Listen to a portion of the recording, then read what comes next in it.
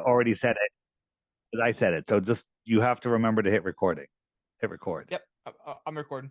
Okay. We got our first string number one draft pick producer on the job today. So you mean the guy that recorded me without any audio last time? No. That was a backup off the bench. Patrick Mahomes was hurt that day, and this was a backup. Okay. That normally is holding the clipboard, but had to make it on the field that day. So I understand. Only forgot one small little detail. Audio. It happens. Okay, so my goal with this one is space program, NASA, moon landing. And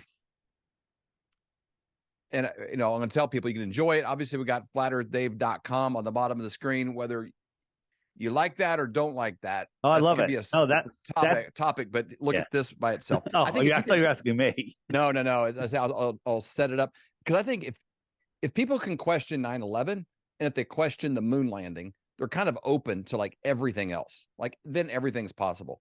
But if they're sticklers on that, like if you talk to somebody and they're like, well, there's other than conspiracy theories, there's no reason to think anything happened 9/11 but Osama bin Laden. You're like, what? Or they're 100% all in on the moon landing, and the phone call to Nixon from his desk and on a rotary phone was like legit. Like there's no hope for them. But if they crack on those two things, it seems like then like that's like the litmus test when I'm in conversations. Yeah, but flat Earth, come on, man, that's a step too far. It's a step too far. It actually makes more sense than all the other ones once you get to it. But I don't even know if they can see it if they don't question NASA and the moon landing. Yeah. So I want to. It's hard for me not to talk about flat Earth. We could stick on the space programs, but they're all hiding the flat Earth. That's the purpose of the program. Mm-hmm. And so that's great. So if you want to just bring up something, everyone knows this is Flat Earth Dave, and what's the latest? What's the best proof you have? Like if you had to give one proof, you only can give one. What would it be? And I've got a good one. I've got a really, really, really good one. One I didn't get to watch of yours, but I watched like the first 5 or 10 minutes. There's a girl, she's blonde, she's kind of Swedish sounding. Oh, she's like a college student. Yeah. So that one, she's like, I don't want to be famous. She didn't know it was going to be, she checked off. It's okay if I put it, but she's like, could you take that down? And so I turned it private for a little bit. But if you go to flatearthdave.tv, flatearthdave.tv, and there's a link on the app to it, all of my videos from DITRH, from my interviews, from everywhere are automatically mirrored on the Web3 over there. Okay. So they're on the blockchain. They're never going anywhere. So you want to see that one? It's over there. I thought she sounded like in the setup, like she was coming to it from a pretty interesting perspective. She seemed really smart. And then was going to ask good questions. I thought I didn't watch it all, but she was doing her dissertation on social media, the effects of social media. She thinks the Earth is a globe, but I told her at the beginning, I'm going to ask her at the end. And she goes, well, to me, it doesn't really matter. It doesn't. And when somebody says that, I just see an empty head. It's just like, it doesn't. Do you understand what you're saying? You're denying creation. It's everything. Well, it's where you are. Yeah. Again, if I put a bag over your head, threw you in a van, and hauled you off somewhere, doesn't matter. You would want to know where you are then when I take the bag off your head. Where am I? Where'd you take me? Where am I right now? Like you'd want to know that. Yeah. And that's as fundamental as like having the ground underneath your feet. It's Plato's allegory of the cave, right? That's all they know is the cave. They don't know that the rest of the world's out there. We are in the cave. This area that they trapped us in. I think the earth that God created, the four corners of the earth, is way bigger than they're allowing us to see. That makes a lot of sense. Yeah, it does. It makes more sense that we have, aliens coming from other lands beyond what they let us go to than it does coming from outer space. From outer space. If there's extraterrestrials, well, they come from the extraterra. Okay. And it's scientifically possible on a flat earth, but in a globe earth, a heliocentric, gas balls in a vacuum. Okay. Just stop. It's over. Right? You can't have a gas ball in a vacuum. Gas fills the available space. At what point does gas collapse upon itself? How much gas do you need for it to collapse and become a burning furnace? Gas violently fills the available space. Okay. It's over. It's over right there. The whole argument is over. Every single argument, if you actually look at it and think about it, the size of stars, the brightness of stars, the distance of stars, everything debunks itself. It's ridiculous. Man, I got It's so many exhausting. things I can talk to you about. It's exhausting. There's the Today Show had a clip about, I guess we're in this somewhat weird thing right now that like, I forget what she called it. She's like into astrology and she had all the Today Show cast on there. But basically she's showing all these swirls of all the planets, and every 18 months, this one does this and all this kind of thing. And I'm like, if we're spinning like this and going to 1,000 miles an hour through the deal, like, how would we have the exact same repetitive pattern every 18 months? You know, it's like even that. And she was an astrologer. In astrology, they talk about the movements of all the planets, but they ignore the movement of the Earth. They have to. The Earth, they treat the Earth as stationary and everything else is moving. Hello, the Earth is stationary, and all of those other things are in the Earth system moving, and they all affect us because it's part of the system. I might freak out today on the show. That's good. Let's get it cranking. I don't want to waste all our bullets before we start the war. Colton, are you good on everything?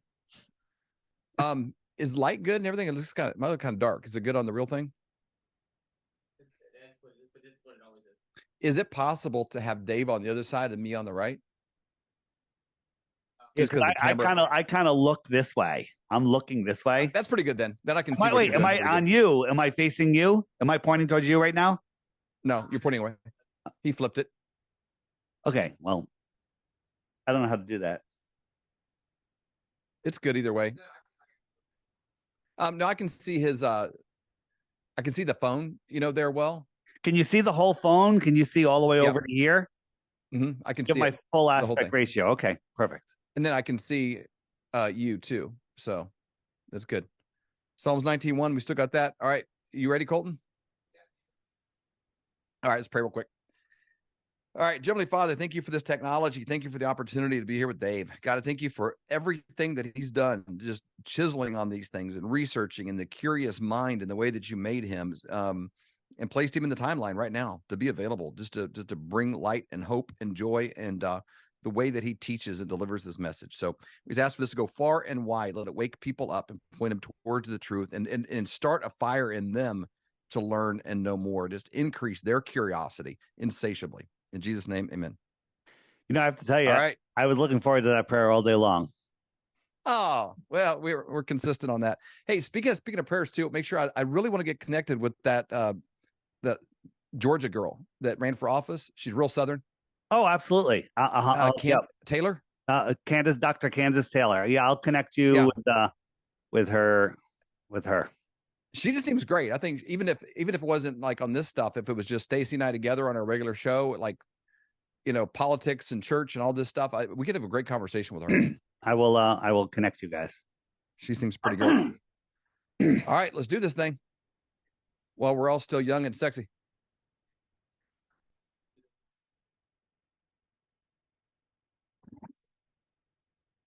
Oh, we can't do the intro trailer. I'm sorry, I dropped that. All right, as soon as swoosh, we're starting on this.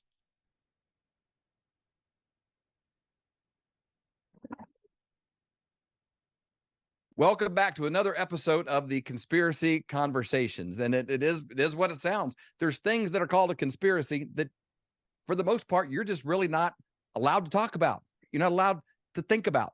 And we call them conversations because I like to sit down and have a legitimate conversation with someone who has spent thousands of hours in private churning over something. Probably somebody's written a book, made a documentary, done the work to be able to come to the table, to come in public and say, hey, here's what I found. And they take it and they set it on the table and then walk away, let you chew on it, which is something that kind of seems sort of fundamental as human beings. We should be allowed to think.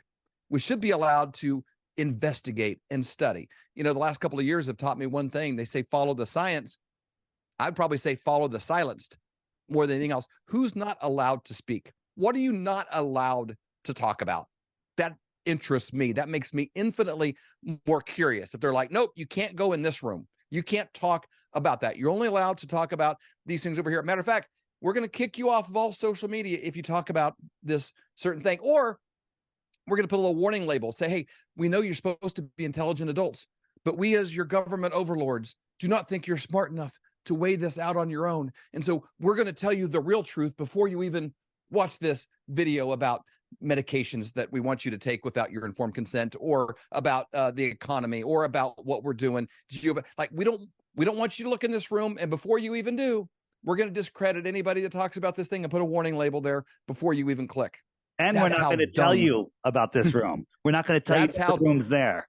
That's exactly how dumb we think you are. So I'm having a conversation today with somebody that I have tremendous respect for, because he's smart, he's fun, and he has done the work. You can love him, you can hate him, you can call him a lot of things, you could even call him late for dinner, but you can't call him wrong, because I've never had any of you willing to come and sit down toe to toe and discredit his points. And so I hope you got a pen and paper, and you're willing to go and say, hey, I think Rubik's Cubes are white, but this guy is going to come along and kind of show me this other side over here that maybe they're red. I don't know. Or maybe both are true, and what I know maybe can't stand up to the test of investigation. So we will find out over this next hour. So welcome to another episode of Conspiracy Conversations with Mr. Dave Weiss. Thanks for having me. Thanks for having me. Oh, it is so fun. I look forward to these so much. It's like dessert for my brain, or something else. It's just it's fun because you stretch it. And I've watched your stuff. I've had conversations with you, but every time I end up with pages of notes of stuff that I walk away. I'm like, I don't know. That's pretty far out, even for Dave. And I take notes, and then I go watch the video, look up the website, buy the book. I probably have about 8 books now that can all be traced back to things that you've poked me on and challenged me on. And I'm like, if I'm going to disagree and think you're wrong, I want to know why. I think you need to have the receipts when you say something's true. And if I'm going to say something's not true, then I probably should get the receipts for that as well. So I always enjoy these conversations. And I tell people, don't believe anything I say. Go verify it. I'm going to point to some doors, right? Go verify what's behind them. And the other big criticism I get is, where did you get your information from? YouTube? Well, YouTube is a storage place for tons of information, lots of hidden information, if you're lucky, if you can find it. But it's just a place where we can put some things and other things, Rumble and BitChute and all these other things where you guys are. These are just places to get information. It's just like life. You can take it all in, sort it out, and get rid of the garbage. Okay. And again, we've done the work. It's all done. I mean, the debate is over for anybody that takes the time and look. But I'll throw it back to you in a second. It's easy to believe. Belief is the enemy of knowing, as Crow 777 Radio says. Belief's the enemy of knowing. You can believe anything you want. You believe my name is David Weiss, but did you ever check? Did you ever confirm it? Do you know it? Right? Nope. That'll take time and effort to figure it out. Yes, it is. Okay. Right. But people are just like, it's easier to believe because then you can just go take a nap. Right. So again, once you start looking into truth and you start seeing the deceptions, now you can just see right through them, and life is so interesting. Boredom is not a word in in this community. No, and it's not. After you kind of, I don't know, man. It's probably been 2 years now that I've been, listening to you having conversations with a wide range of people. And I was kind of the kid too that grew up in school, and I'd be like, well, how come this and how come that? And, school wasn't really designed for me a lot. I was kind of, sitting there kind of, tapping something. And, I'd been better with maybe more interactive, learning, but I was very curious. And I would just ask why a lot. Well, then how come? Well, why is this? And a lot of times teachers just be like, well, just because I said, and, that really wasn't enough. And when you get into a couple of topics specifically that I want to, the reason I have you on here today, I started texting you and blowing you up. I'm like, I have questions. And I always have, when it comes to this kind of topic, I've always had a question of moon landing. I've questioned it, like if that took place, every vacation I've ever gone with my family, everywhere I've ever gone, I took a photo. And if I was on the moon, one thing I would want to see would be a picture of the Earth. And I have never seen one of the Earth that wasn't CGI, that wasn't autocorrect, that wasn't a cartoon of some sort. And so that was a question. And I've always had a pretty fundamental problem with the space program in general, with NASA. I think they have an incredibly big budget. I think a lot of money goes there. I think it's not accounted for, and not a lot to show for it, at least in my lifetime. In the 50 years I've been walking around here, there's not a lot of progress to show in relationship to how much we spend there. So I really want to get in your brain today and find out, what do you know about the space program, NASA specifically? And when I see these these films and this footage of Nixon talking on the phone, his rotary phone inside of, in DC with perfect clarity. And then I look at today, if they're going to do a football game at Arrowhead Stadium, they got like semi trucks and vans with giant satellites and stuff to project a football game from down the road. But they were talking from the moon with like a little, antenna with some aluminum foil on it. So even as a kid, I would look at that and I'm like, there's a place called the Cosmosphere Space and Discovery Center in Hutchinson, Kansas, where I grew up. And so as kids, they take you there for field trips. And I would look at this flimsy aluminum foil based stuff. And I just instinctively was like, are you sure? And this was in the 70s. And so as time has gone on, I look at the cars we had then, I look at everything that was around in the 70s, and I'm just baffled even more so as we go along. I know you've spent more time on this topic than anyone that I'm ever going to run into. And I know our listeners are super curious by it. I love that you always got the images behind you. You got the receipts, you got the details. I'm just excited to see what you got to say on it. Dave, there's a lot of people that have done a lot more work than I have. I just have a wide range and an ability to present pretty well. So don't call me the leader. I'm just one of the guys with the loudest mouth, and I'm here and I know enough to cause you to rethink your entire life. Let me ask you a question. And I don't know if I asked you this last time we talked, but when you're flying into your home airport and you look down and you see your house and you're flying alone, right? You're at the window seat. What do you say to the stranger next to you? Look, there's my house, right? Yeah, you got it. Right. It's my house. You're so excited. On the moon, the dialogue on the moon, if you look at the transcripts, never once did they say, oh, look at the Earth. Never once did they say the word Earth. Okay? I mean, the Earth is 6 times bigger than the moon from the moon, right? Looking at the moon. And it's where you live, and it's rotating, and it's colorful. Wouldn't you just be screaming up and down, look at the Earth, oh my God, look at the Earth, look at the Earth? Absolutely. That's all that. Nope. They were taking pictures of rocks, and they would just ignored the Earth because, in my opinion, educated, informed opinion, they were on the Earth. There's very few photos from Earth, but in 2012, we got this picture. Okay, what do you see in this picture? What do you see? Some clouds. It looks like a little bit of North America. A little bit of North. This is all North America. You got a little bit of Canada here. You got Baja. You got Mexico. And comes over. This is just the top of South America. Right here's Florida, and perfectly round, which is really it's a very nice circle. It's perfectly. And you know what's funny? If you look at a map of the world, this is the Mercator map, right? It's supposedly the globe laid out flat, right? Mm-hmm. And if we look over here, not only did they take these exact dimensions, but they took the exact paint job. Look, they took the exact paint job, right? So, wow, that's a really good. When you look at a ball, from this far away, everything else, all of this land, all of this would have to be on the other side of this ball. Okay? All of that would have to be the other side of the ball. Are you kidding me? Interesting. Right? And then when NASA says, thank you. When NASA says, look at these photos of Earth. Oops, I'm showing the wrong thing here. Hold on, let me just clear that. These are all from NASA. Which one do you like? Okay. Yeah. If one of them is real, then the others are fake. If they're all real, they can't be, right? Right. These are images. Here's the 2012. Here's another one. If you look at it close, America is way, way, way smaller. People are like, they didn't have CGI back then. They didn't have Photoshop back then.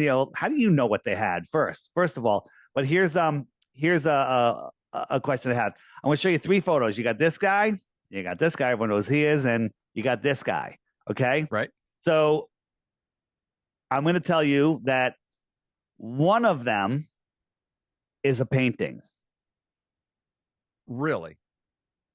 So if one of them's a painting, which one would you pick? I don't know the guy in the middle, so I guess I'd go with him. The others look like perfect photographs. So I gave you, this is what's called a false binary. Okay, they're all paintings. Okay, none of them are real. But no, this is how they get you. They give you a false binary. Hey, right, the Republican, the Democrat. I'm gonna pick this guy. Yay! It doesn't matter. It's all false binaries, right? And so these are all fake. So what's harder? Those are all fake paintings. Wow. Those are all just photorealistic paintings. Okay. And they could do worse. They do way worse now. I mean, they got guys talking in real time in his voice. You've seen this, right? Yeah. And Sure. so when people say, that they can't do that. This is also a painting. Look at the detail of the glass and everything, right? And wow, the light reflecting the glass. That's amazing. That's a painting. What's harder to paint, this or one of those? Well, those guys. The thing is, I've held a glass in my hand. Yeah, I know what I mean. I have. What would the Earth look like from outer space? Yeah, man, I don't know. It like, okay, where is like that image you're showing there? Oops. Where is it taken from? Because they present that as this is a photo. How far are they trying to tell us that a satellite would get from? I think it's a million miles away or something. It's a ridiculous distance. And there's a time lapse. I wish I had loaded that one of the Earth spinning, right? Well, the Earth spinning, that means that satellite a million miles away is making a 2 million mile diameter circle, keeping up with the Earth for that 12 or 24 hours that it went around. It has to move and hold Earth in a perfectly perfect, not a pixel moving out of frame. That's just, if you believe that, I can't help you. Okay. People. So, what if they're going to say that, like, let's say this is the Earth, how in relationship? I mean, I've seen the Neil deGrasse Tyson stuff where he's like, he talks about the Red Bull guy jump and stuff like that. It's like a piece of paper width away from the ball, basically. Even when Neil deGrasse Tyson talks about it, it's like you're right by the ball. So, like, how can I take a photo of my house if I'm 1 inch away from the front door? Right. People say, "Where's your photo? Where's your photo of flat Earth?" And the answer is, if you were in a room with 10-foot high ceilings and the room was 20 miles wide, could you take a picture of the whole room? You couldn't even see a quarter of a mile down because the ceiling and the floor would meet and create a horizontal eye zone, the horizon, and there's no way or position that you could take a picture of the whole room, right? People don't seem to understand that, right? And if you've been to Las Vegas at the Bellagio, the lights are touching the floor at the far end of the hallway. If you go to one end of the hallway, the lights literally are touching the floor. Okay, so if extend that hallway out for a couple miles and have somebody walk down a couple miles, you can't see that person anymore. And when they look up, they see different lights. It's everything explains, the deception. Go ahead. If you're watching this right now and you're like, I don't know if I can handle all this, like, don't let the shape of the Earth, though, be a pill you feel like you have to swallow to talk about the rest of this content, because Dave's coming at it from this projection. It's hard for me to talk about life or food or something like that in general without bringing up how great Kansas City barbecue is. It's just going to come out. That's what I talk about. That's my reference on something.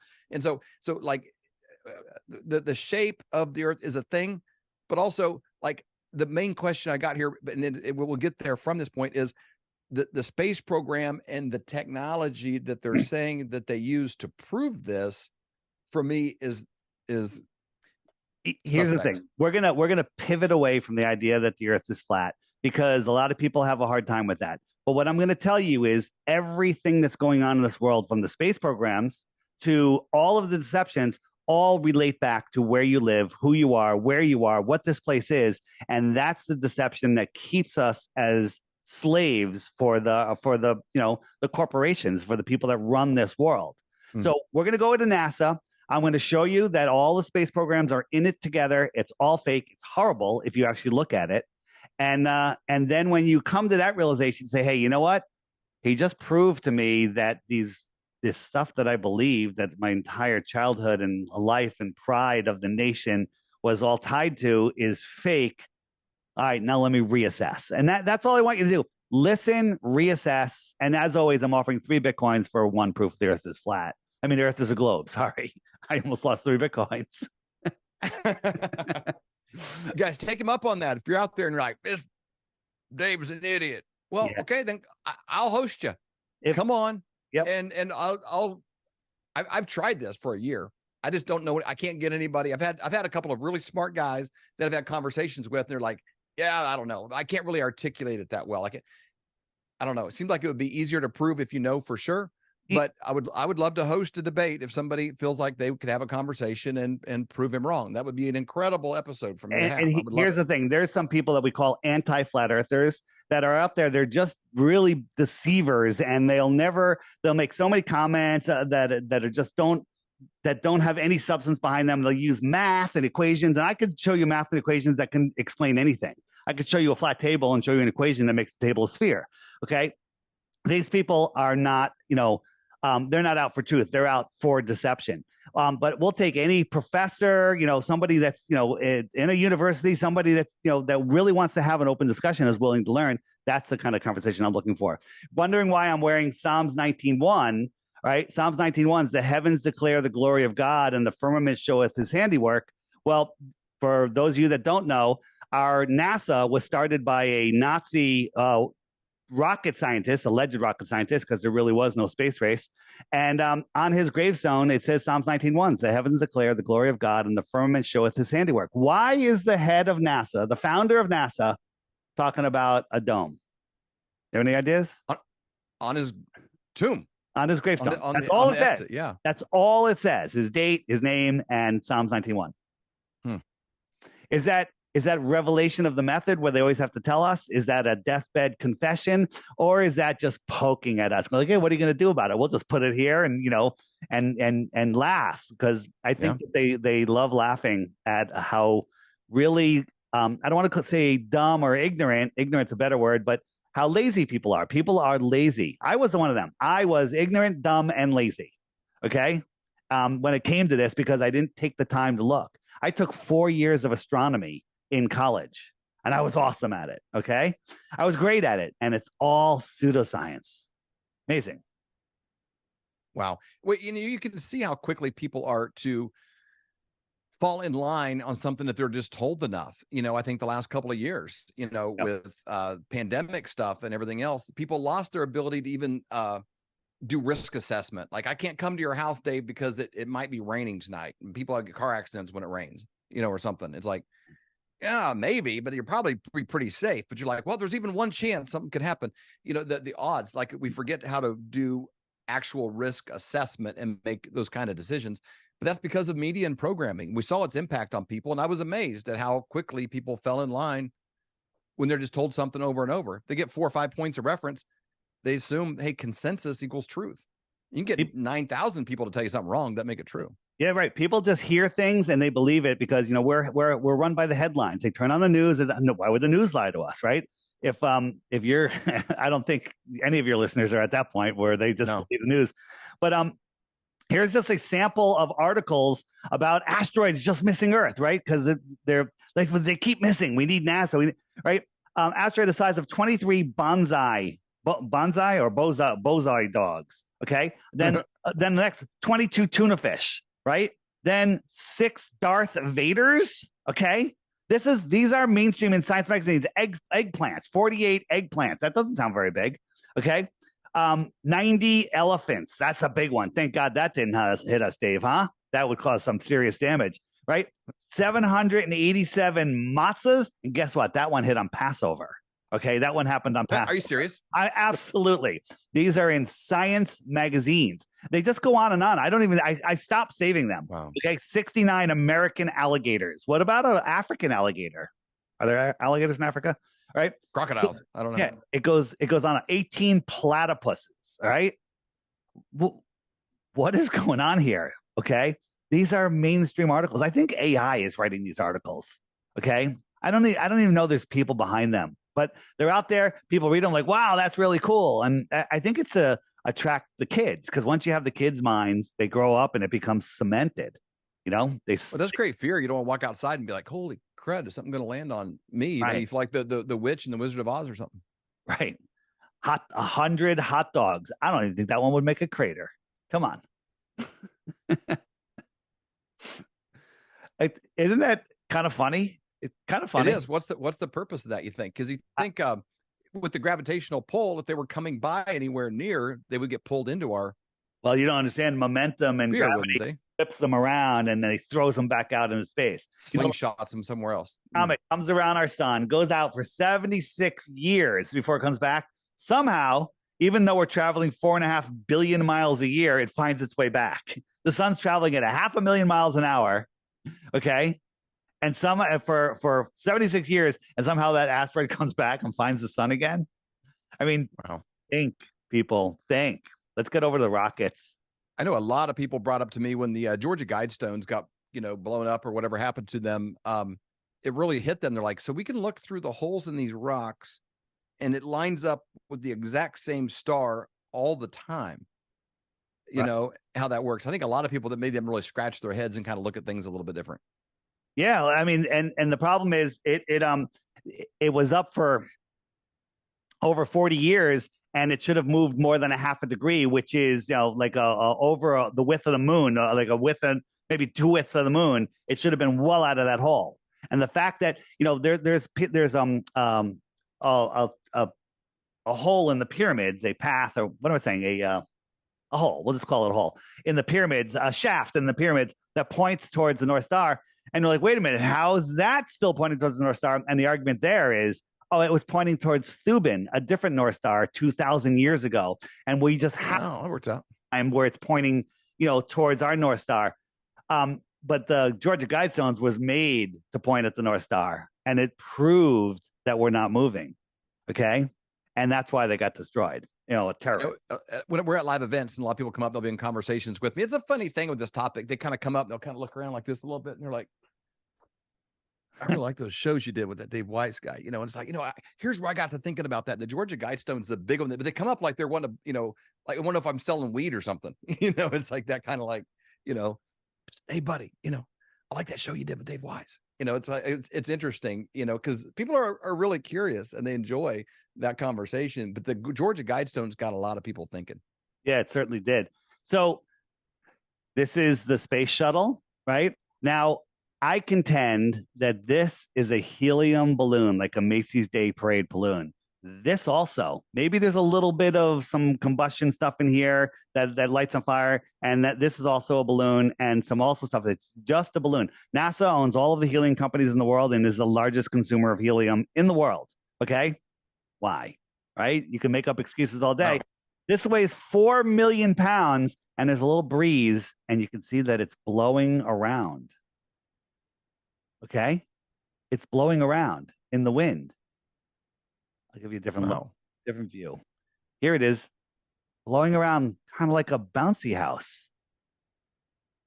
Boy, I wouldn't want to ride on that thing. How does 4 million pounds blow around like that? And so this is what I really want to show you. So this is the external tank. It falls back to Earth and it burns up. It deatomizes. It falls so fast. Now, that camera didn't accidentally see that windowsill. This is the guys on the shuttle. They disconnected from that. They're on their way to space at 25,000 miles an hour to get out of orbit. Okay. They're on their way up. This tank that weighs like 10 tons empty is falling back to Earth, but somehow they were able to orbit the entire Earth and catch up to that thing and still see it. Okay. Wow. And they show you now, does this look like a seal? Like this looks like a airplane window to me. Okay. I don't know how that's going to be in space. And then people say, oh, well, how did they get, I can see the curvature of the Earth. And I show people this and they're like, oh, I see the curve. You see the curve, right? And there's clouds. That's why you're not seeing land, right? And you always can tell that it's the space shuttle because I just paused it. You always see part of the International Space Station. I'm sorry. This is, I told some people this is from the space station. Not sure if you saw this. And then they'll swear up and down and then they'll say, well, it's really not. It's a picture we took in our front yard and we just turned it upside down. Okay. That's how easy people are fooled. Wow. Okay. Doesn't that? It's hard. That's why magic shows are so fascinating and people love them. I mean, your eyes can play tricks on you. You've seen these pictures where it's like the blue and the green dress or whatever. People, like which color is it? And everybody debates something. It's like your eyes can just mess with you. Yeah. And I have a bunch of illusions I can show you. But so now this thing, they're filming this. Does this look like it's floating? Now watch what happens. This is Felix Baumgartner, the Red Bull jump. Watch how fast he falls. Okay. 180 pounds, 200 pounds, right? This thing is 10 tons. Is it floating or is it falling? And worse, the guys that are filming it are on their way up. at a ridiculous, incomprehensible speed. How are they keeping this in frame? Okay. So we're watching this, and then we saw something, right? Watch, here it comes on the right side. 3, right over here. 2, 1, right there. You see that? I'll show it again slower. Okay. Okay. So what is this? What is this? It kind of looks like a quadcopter, like almost like a drone of some sort. And I think it's an airplane. It's a balloon recovery vehicle. All right. So here it is. I'm going to change the contrast. There it is. What is that? I don't know. It's something. It's some sort of aircraft that's cloaked, for lack of a better word. It's hidden, and it was caught on camera. Okay. That alone says this is fake. This thing floating there, even if it was being filmed from a helicopter, which is so where did you get this footage? How did you acquire that shot? This is NASA. They've pulled it from their website, but this is official NASA footage. Okay, this is from their live stream.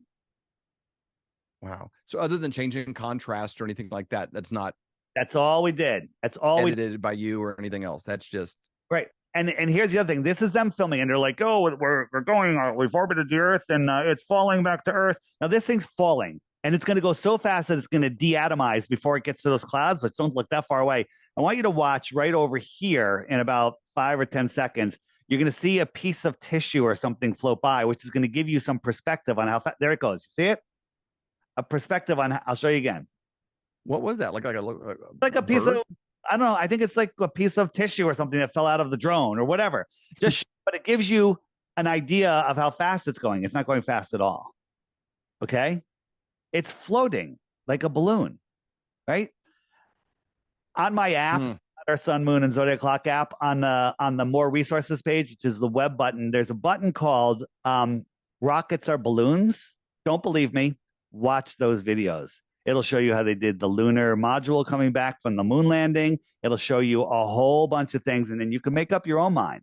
But I put it all together in a way that is, you're going to hold your head, you're going to cry a little bit, and then you're going to realize, wow, I've been deceived my entire life. This is unbelievable. So, wow. I'll make sure we tell people. We can do it at the end as well. But your app really is an incredible thing to have, and it's like, was it like $3 a year or something like that? But $3 one time. One time. I mean, it's silly, right? But the amount of tools and resources and things, if you even have 1 gram of curiosity about what's going on in the world, like I don't know how you came up with the technology of it and all the people that went together on that, but it's pretty amazing for a networking tool, a daily videos, the resources you have on there, the clocks, all the different things. And it's not really a great educational tool. It's our history, old world technology. We've been lied about our history. That alone will take you down a rabbit hole of years of research. But these are all the people that have it, and you can contact these people. There's a whole social media module coming out. It's going to be amazing, and there's people all over the place. And I've never met a blue dot I don't like, and these are awake and aware people, and it's quite the tool. So. It's fascinating. I think it's a great deal. Now, how do people go directly to get it? You can find all my stuff, my YouTube channel, and subscribe to my DITRH, which is Deep Inside the Rabbit Hole. It's all at flatearthdave.com. All the links to everything is there. Also, we're having a conference in Las Vegas, October 20th and 21st, that weekend, Saturday and Sunday. It's called Flattoberfest, and the link is right on dave.com.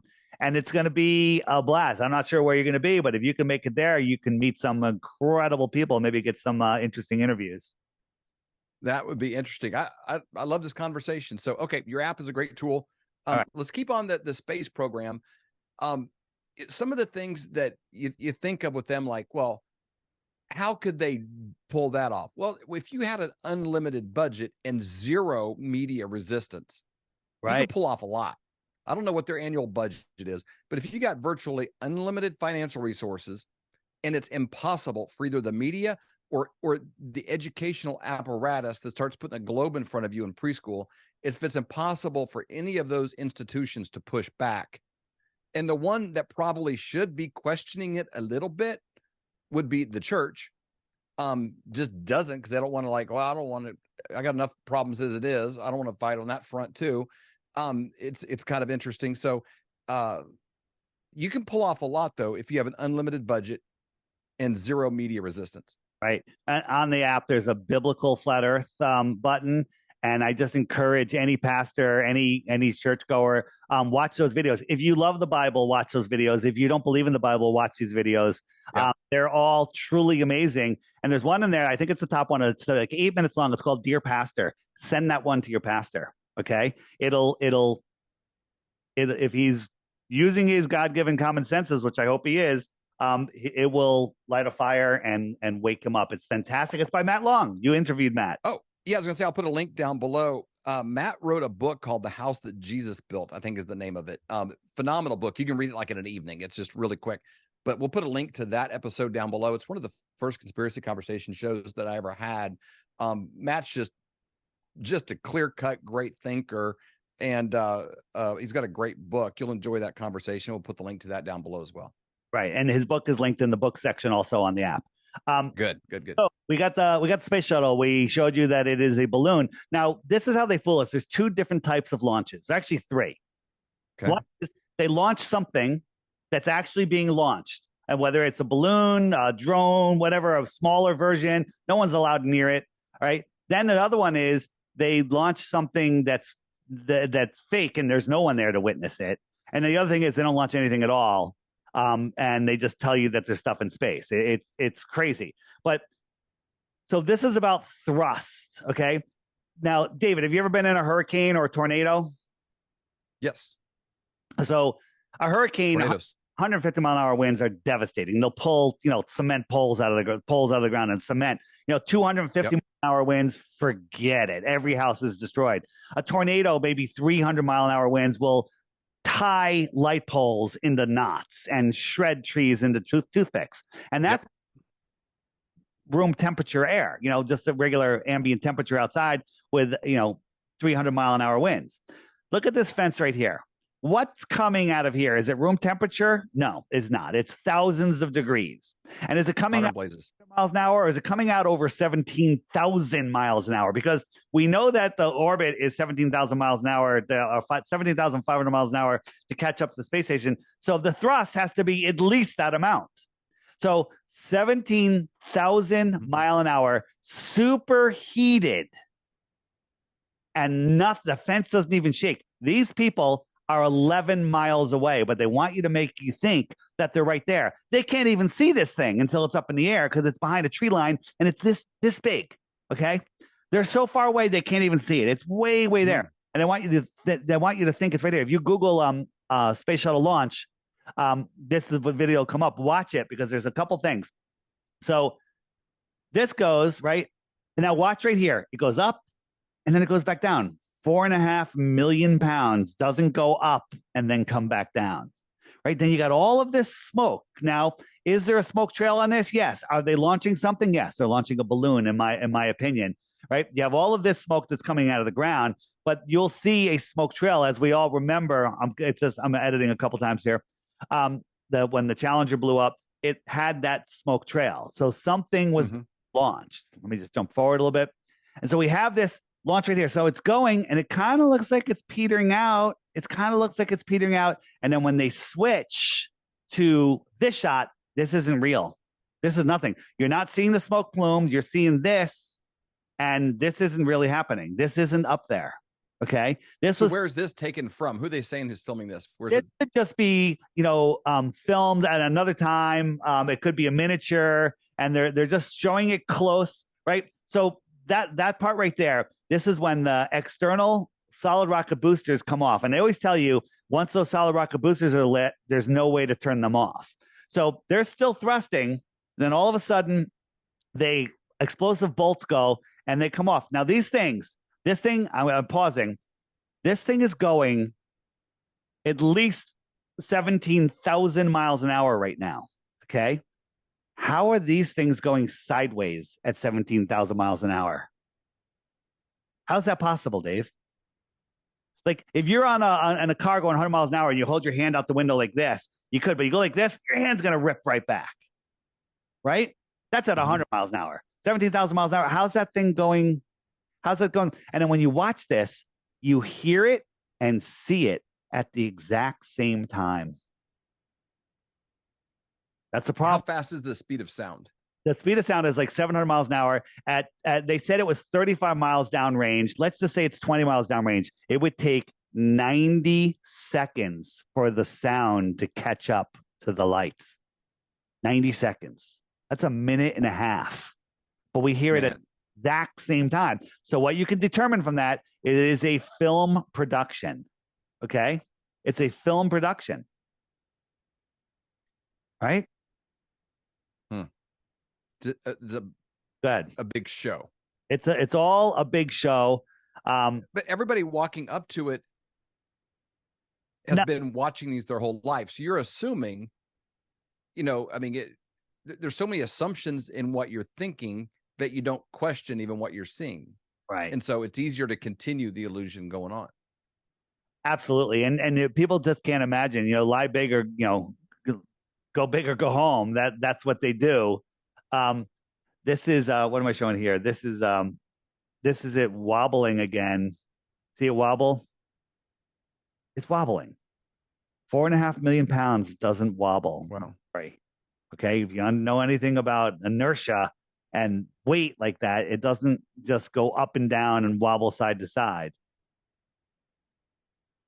So, all right. So here's another thing to think of, right? An airplane, a jumbo jet, it's pretty streamlined. Think about a jumbo jet. It's all smooth, right? You got the wings, everything. It's all smooth. You don't have like a junction box sitting on the outside of it, a square junction box sitting on the outside of a plane. Everything is aerodynamic, right? Right. 747, or Boeing, Airbus, whatever. They're kind of clunky, but they're still pretty aerodynamic, right? And they go 550 miles an hour, maybe a little faster. Okay. So then we have the SR-71. Okay. The SR-71 Blackbird, right?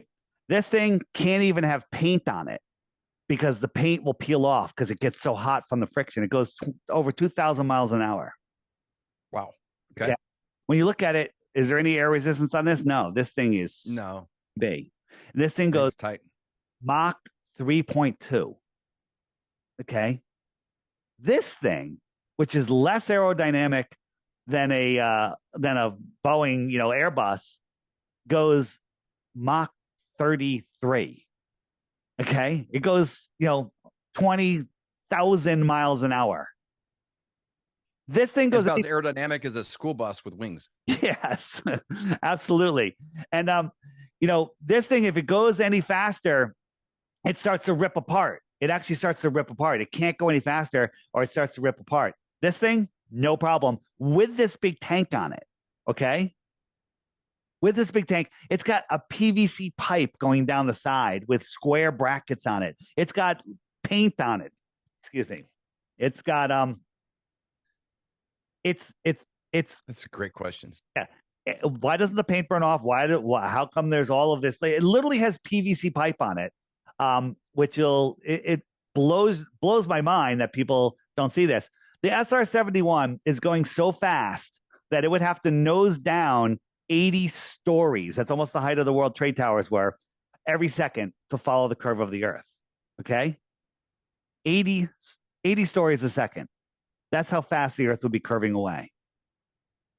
Based on the formulas that are presented of how many inches per mile or whatever that the Earth curvature is, based on their numbers. Is that correct? Absolutely. Well, based on their numbers, 100%. And there's no arguing it, but they'll claim, well, gravity is holding it around. Whole nother argument. At the end of this, I'm going to bring you guys one globe proof with airplanes that absolutely cannot be debunked. And it's a proof of the flat Earth. It's a globe destroying proof. So we'll go from there. So when did the SR-71 Blackbird, when did it come about? I think in relationship to the first space shuttles. Hasn't that been around before, long before? Didn't it come out in the 70s or even 60s? I don't remember. It's been around in my idea a long time, and it kind of has that look also like, like the stealth bomber. Those things have been around for a while too, that have no friction on them, just clean and tight. They fly over here a lot for Chiefs games and stuff like that. Right. So, and even a flyover at Arrowhead Stadium, they're still like, when it comes over, it goes over and the sound follows. Absolutely. And I'm sure they've slowed that thing down to its bare minimum to do a flyover a football stadium. Right. So I'm going to show you. I was talking about the different types of rocket launches. So let's look at this one. So we got all this smoke that comes out the side. How come it doesn't block the camera view? It's very convenient. So this one has no smoke plume. Okay. These people are not looking at a rocket launch. This is just edited together. This is like a back screen. Okay. So the smoke coming out of the shuttle launch is kind of hit or miss, depending on the day. Well, no, it's no different. The shuttle always had smoke because they're always launching something real. This is a fake launch. These people aren't there. When we see crowds like this, we zoom in on the people and they're like looking in the wrong direction. They're holding their phones up, but there's nothing on the screen. Right? These people are probably cheering at a football game or something, but it's edited. And they want you to think like, oh, look, there's witnesses. No smoke plume. No smoke plume. Right. So let's look at another one. So this one is. So what are these launches of? Are these in like China or different that things? Was a Chinese one. This is SpaceX. This is SpaceX. Okay. So again, these people aren't really here. This is launching something real. That's leaving a smoke plume, just like we always saw all of the old NASA launches. The moon landing. They launch something, it goes up into the sky and it crashes out in the Bermuda Triangle or Point Nemo. There's places in the ocean where nobody is, and they just crash these things there. And they say, oh, when somebody finds, they go, oh, that's a decommissioned satellite or decommissioned rocket that was just, that landed there or whatever. But it's just excuse after excuse. Here's another one. And which one is this? So this one let me jump forward. This one takes off. Again, no smoke plume. You got this close up, right? This is literally, I think this is a cartoon. But when they don't show anything below it,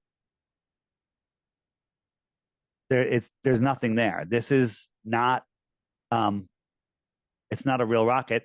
And this one I'm not sure if I showed this last time. I call this the 2-pack rocket. So it goes up. Again, fake rocket, because you got all this smoke down here and then just perfect little clean, looks like a little blowtorch. No smoke. But they had a glitch. So it's going, and again, they're not showing anything below that. And some glitch happened, and watch right here, the rocket disappears. Right? Ready? It's gone. See that? You see that this like layer that happened? Let's zoom in. Wow. Yeah. What's going on there? Again, trickery. How exactly they do this? I don't know. Okay, is it a hologram being projected in the sky? I don't know. But it's not a real rocket. Not a real rocket. Interesting. Yeah. And then but here's a question. I mean, I'm just going to kind of fill in with what listeners might be thinking, like, okay, Dave, I get it. There's things you can look at that might be a glitch here or there, but how could you have all the people that get the rocket out there and built the knobs for their stuff, and everybody, like, somebody would spill the beans, right? If they're like, hey, why are we building this thing and it's not, how could you keep that many people quiet? The Biden family is having a tough time just keeping their business partners quiet. Well, and all their international donations. How could they keep a whole program the size of NASA? How could they keep that? You and I work at a factory that makes the engines for the rockets, and we really work hard and we get it together and we test it and everything, and then we ship it off to NASA. We make satellites. They ship it off to NASA. Do you ever see anything going to space? You're making real things. Now, if NASA wanted to control, the quality, they would hire a couple companies to make all the parts. But for the moon landings, they hired over 20,000 companies. 20,000 different companies. This way, everyone can say, my grandfather worked on the Saturn V. Therefore, you're calling him a liar? Nope, I'm not calling him a liar. There's people that work at NASA that have no idea. One of the controllers in the control room said, we practice so many times on simulations that we can't tell the difference between the real thing and a simulation. You know why? Because if you're just in a control room looking at computer screens, it could be. It's all a simulation. So look, you got, this is a rocket launch, right? And it just goes up and it flames out, and then they show you a cartoon. They switch to cartoon mode. This is going around the curve of the Earth, okay? Right? And it goes right from here into the Bermuda Triangle where there's no boats. And if somebody happens to be there, normally they'll just cancel the launch. Like, oh my God, a boat got into the restricted area. Launch is canceled because of weather, you know. But then if somebody happens to see something, oh, something weird happened. This boat disappeared in the Bermuda Triangle. And then less people even go there, okay? So it's the same thing. They have another one called Point Nemo. Look that up if you want to learn some stuff. But so check this out. So this is, you know, a regular NASA launch up and over, go over the curve of the Earth. But an airplane, thank God they leave these long trails, just goes in a straight line. And it looks like it's getting lower due to perspective. We know the airplanes fly straight and level. So this is a straight and level line. What is this? This is crashing. Looks like the arch in St. Louis. Yeah. It's just crashing right in the ocean. I mean, all of the NASA launches, they all just go up and crash down, right? They all just go up and crash down, except when they show us, you know, oh, this was seen from the space station, the launch, right? Totally fake. This is just fake. This is, I don't even think it's going up 25,000 feet. That's it. And it just goes and disappears. And people are like, oh, it's in space. Pretty crazy. Man. Well, because you're always working against people's assumptions. Like if I assume that's what it's going to do, yeah, then that's kind of what I see. Right. Did I show you the green? Did we cover this this rocket from SpaceX? Now we've never really done a lot of rocket stuff or any NASA stuff. It'll get referenced from time to time, but you know, I like to have you on, you know, once a year or so, nothing else, just to kind of like clean out the cobwebs and get everybody ruffled up and irritated. So this thing is gigantic. Okay. This is a drive-by. This thing is huge. You know, you can drive a truck underneath this thing. Okay. This is massive, right? So here is a real-time, unedited launch where they show us, you know, again, before it takes off, edit. Oh, we have this. This is the onboard camera. And look how slow this thing is going. Again, clean flame. All the smoke down here, clean flame. Okay. Now we got a far shot. And we got another shot. Now think about the angles, okay? This camera's filming the side of this. Can't be up that high. But when you look at it from up here, it looks pretty high. Now look, the engines look like they're already petering out. Wait a minute, it's up really high. Now the engine's going out and it's about to free fall, okay? It's free falling now. This thing, what the heck? I'm pausing it. It weighs several tons. It's free falling and they're filming it. Now use your God-given common senses. Look at the smoke that's coming off this. How fast is this thing going? Now look at the smoke. It's even slower. What is going on here? Is this a balloon? What is this real? Now, oh, look how high it is all of a sudden. You can almost see the curve of the Earth. Maybe that's the curve of the Earth. Okay. And now this is falling. Now, again, how far away would this have to be if it was that high to film the side of it?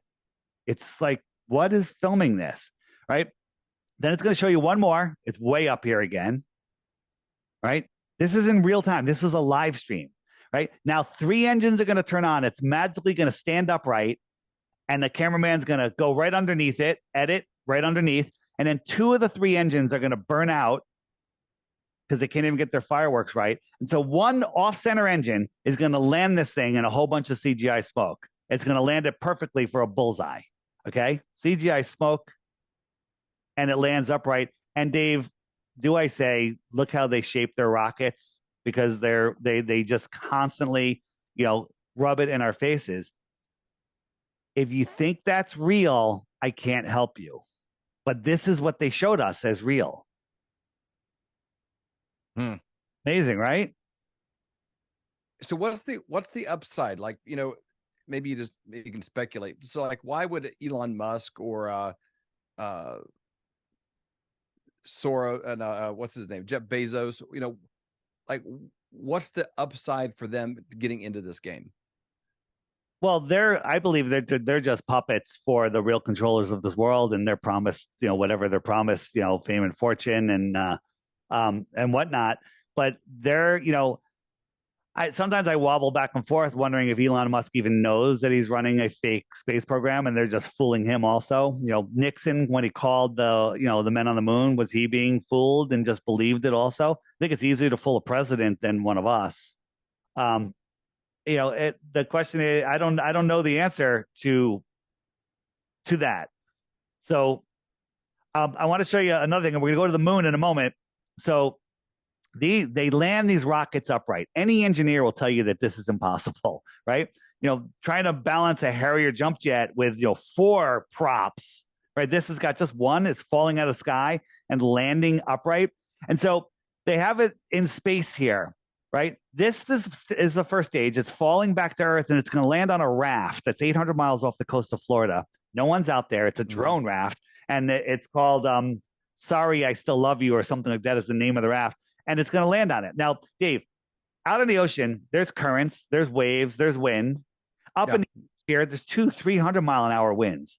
How does this thing, just using these little milk crate flaps, steer itself and land on a raft in the middle of the ocean? Okay, with nobody there. And this is what they show you as a live stream, and everyone claps. Look, oh, there's the raft. It lined up perfectly. This thing weighs like 10 tons.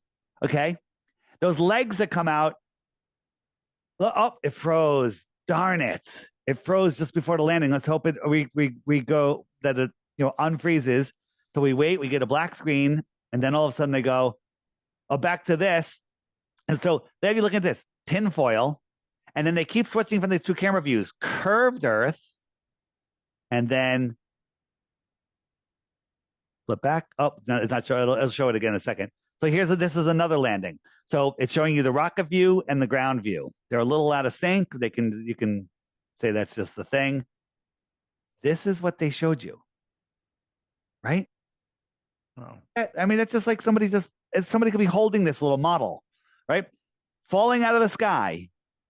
It's going to find that raft, and it's going to land on it. Oh, it landed on it. Beautiful. This is all they have to show people, and people will just believe it. People just believe this stuff. Okay? Here's another one. Falling out of the sky. And Dave, I've been out in the ocean. Very rarely is it calm and not swelly. Every single time they land, it's calm and not swelly. Okay? This thing, you can drive a car underneath these legs. This is gigantic. Okay? And it's falling out of the sky. Concave Earth, and then curved Earth it'll show. Back and forth. I think they just do that to confuse your mind, so you really don't know what to think, right? And then you can blame a lot on the lens and the view of it. Well, they say that the vibration shakes the camera and it loses its connection just before it lands, and then after it lands, oh, there it landed! Yay! Okay, a bullseye, a bullseye. Okay, every single time that happens, and people just allow this. Right? What is this? There's atmosphere there. But it's why doesn't it hold a piece of tinfoil out of your car on the highway? Tell me what happens to it. Okay, this thing's going 20,000 miles an hour, and curved Earth, and then it'll show you. Oh, that one didn't show it again. It just. These are all different landings I'm showing you. Let's see what happens with this one. Then I got a better one to show you. Oh, it went out. It just went out, and then they just cut away. Okay. This is coming down. Ready? It's coming out. Let's see. Oh man. And it landed. It looks like cheap science fiction effects.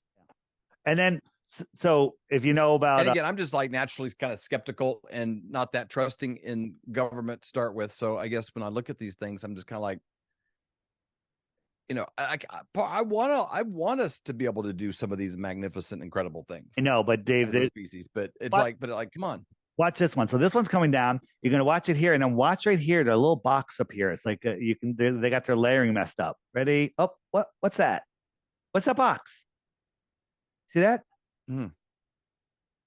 What is that? It's an editing error. Yeah.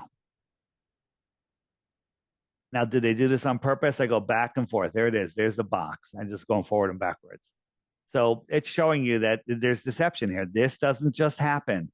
Oh, it's an artifact because of the transmission from the satellites, over the curve of the Earth. I mean, people just say anything and go, "Oh, well, that sounded really good. I'm going to believe that." Yeah. So you have to believe that it lands out in the ocean 800 miles and then a tugboat brings it in, doesn't tip over or anything. Maybe they strap the feet down. But this is huge, huge. Goodness sakes. Um, NASA. And then what's the connection? How much is done by NASA in conjunction with SpaceX and, these different private entities? Well, How much are they?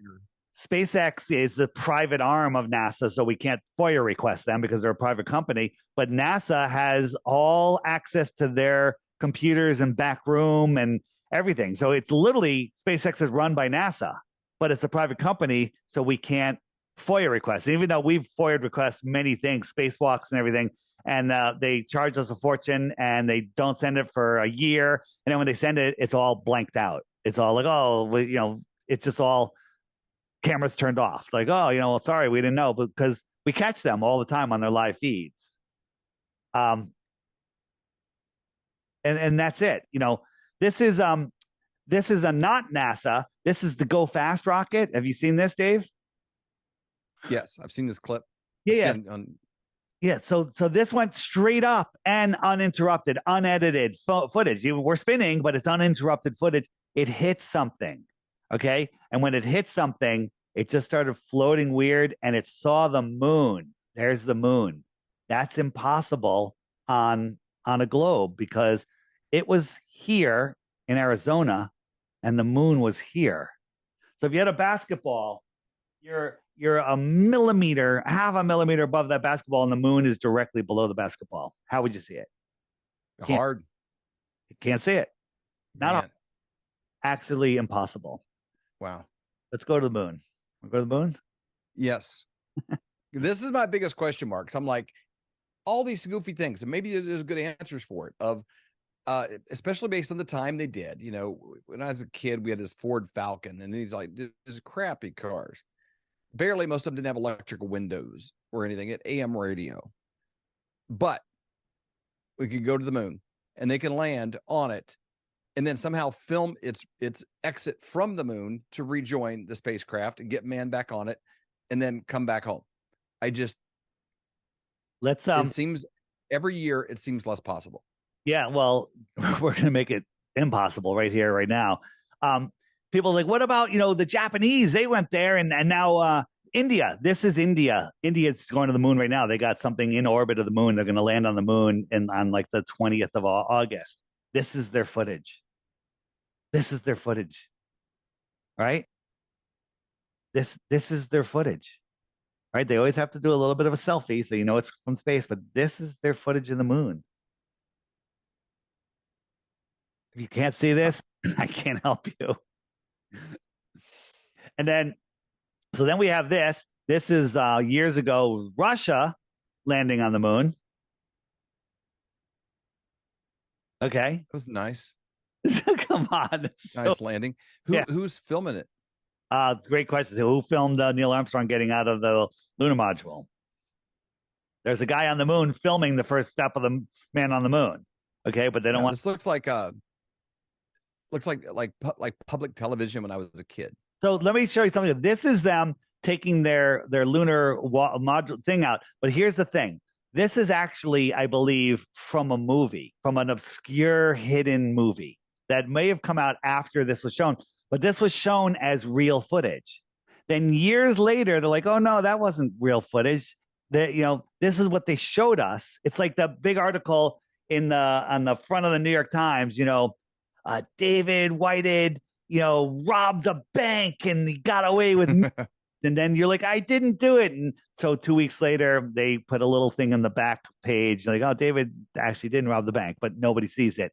Everyone remembers the headline, and this is what people remember. Right?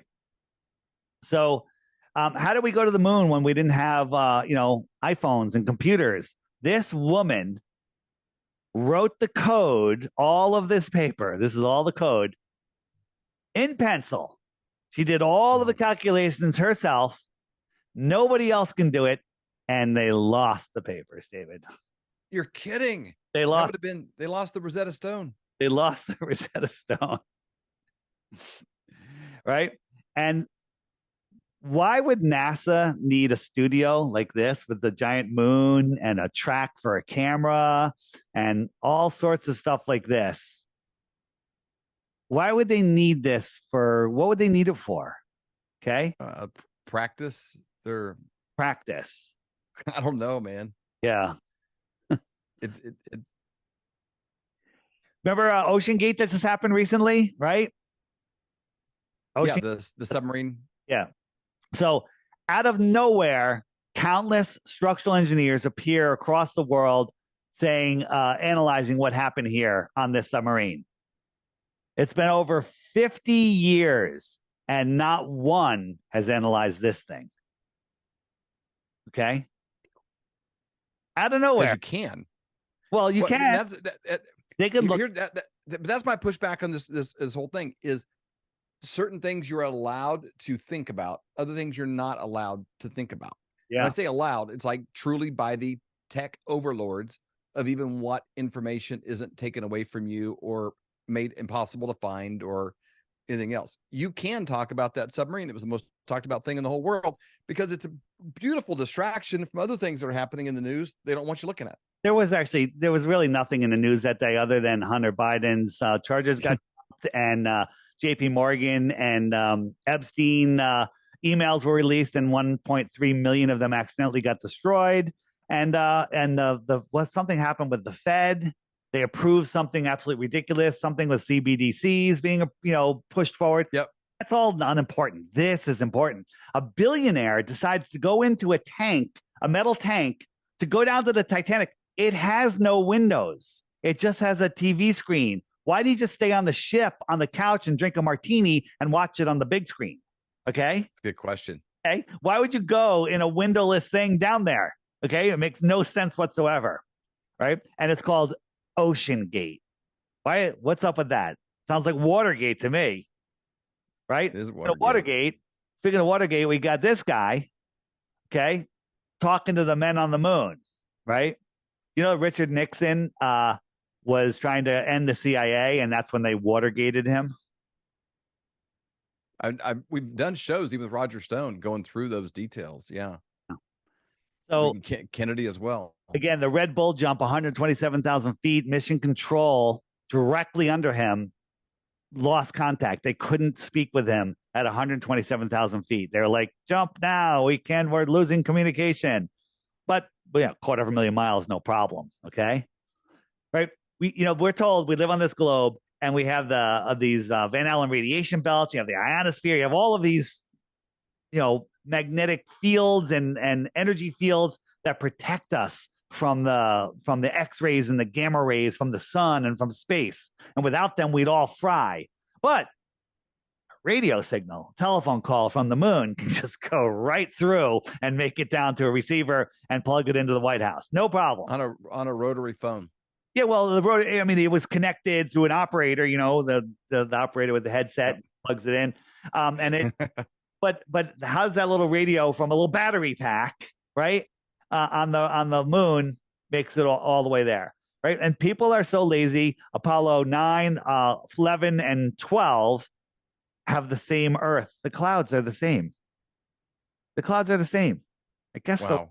There wasn't a lot of weather back in the 60s and 70s, right? Or a lot of curiosity. Right.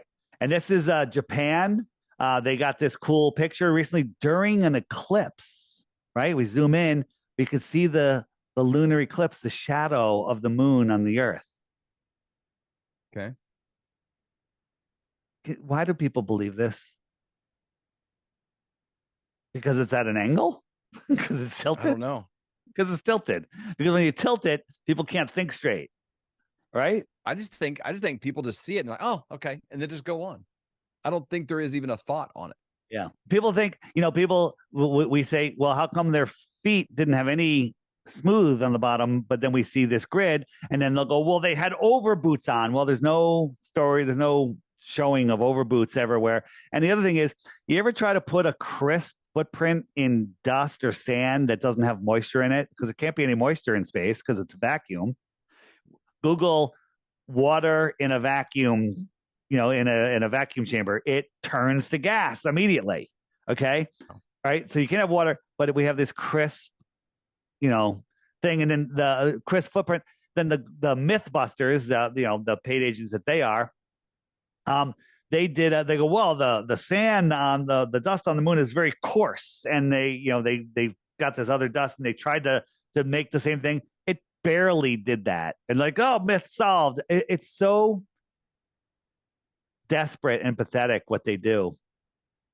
So now, when they're the ship blasts off, maybe you're going to get to this. I don't want to cut you out of the thing, but one of my big questions is always, how come it doesn't like have much of a cloud? I mean, it creates all kinds of smoke when something's launching from a concrete pad, but if it's launching from a dusty dirt field, there was almost nothing. Yeah, well, that's because there's no air, Dave. Well, there's no air. Okay, the pushing off of, but I got a worse problem than it's that. kind of like lift it up.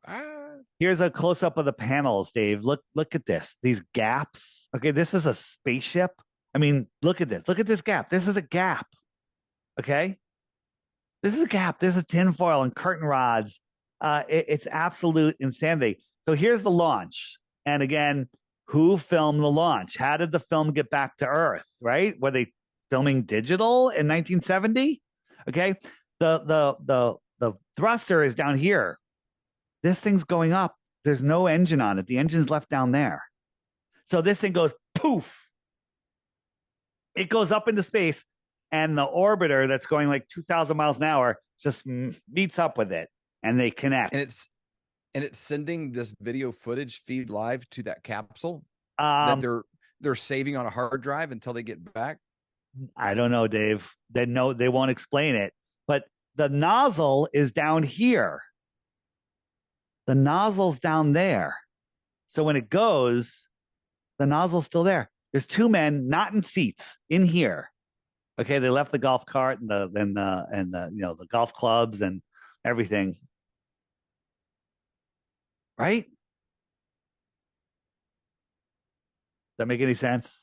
No, not at all. That one's never made any sense. It looks like a combination of something kids would make in junior high for a science project and a really cheap alien movie stuff from the 60s or 50s. They would fail. I would fail them if they made that. So 3 astronauts went to the moon. One of them stayed in the orbiter doing paperwork because they have lots of paper. And the other 2 went to the moon and looked at rocks, didn't look at the Earth. Took one picture of the Earth, which is proven fake. But this guy's in the orbiter alone, and he's floating things around. So this is probably just done in a 0G plane. And oh, look, floaty. Why is the camera panning up? Who panned the camera up? Okay. He's told to just check this paper and then float it because that'll just get everybody. Who's panning the camera up? That's a great question. Who's panning the camera up? Good question. You only see little short clips because back then they were doing this in this scene was filmed in a 0G plane, and they can only get a few seconds of weightlessness. So check this out. So we have the sun over here, okay, and his shadow's right here. Okay. Now there's only one source of light on the moon, the sun. So now let's watch. He's going to do his little bunny hop. And so we're going to pan to the right, panning. We're just going to the right. And here he is. All right. Now the sun's kind of is going from over here, and his shadow's going that way. And we're panning to the right, and the sun's on the other side. Wow. The sun is over there now. Do they try to explain that as they did a full 360 or something like that? Or no, they won't explain it. And so check this out. Here's when panning to the right. This is the middle shot. Right there, on his helmet, you're going to see 4 square lights. Ready? Studio lights. There's 1 and 2. You see them? 1, 2. He's going to turn his head. So you got 1, 2. Come on, turn your head, buddy. Here we go. 3, 4. Do you see it? Wow. Okay. Uh-huh. So what could that be? Right? I don't know. Maybe it's Are something. those reflect?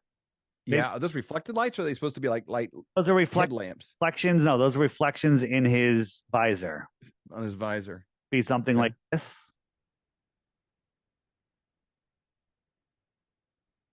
Wow.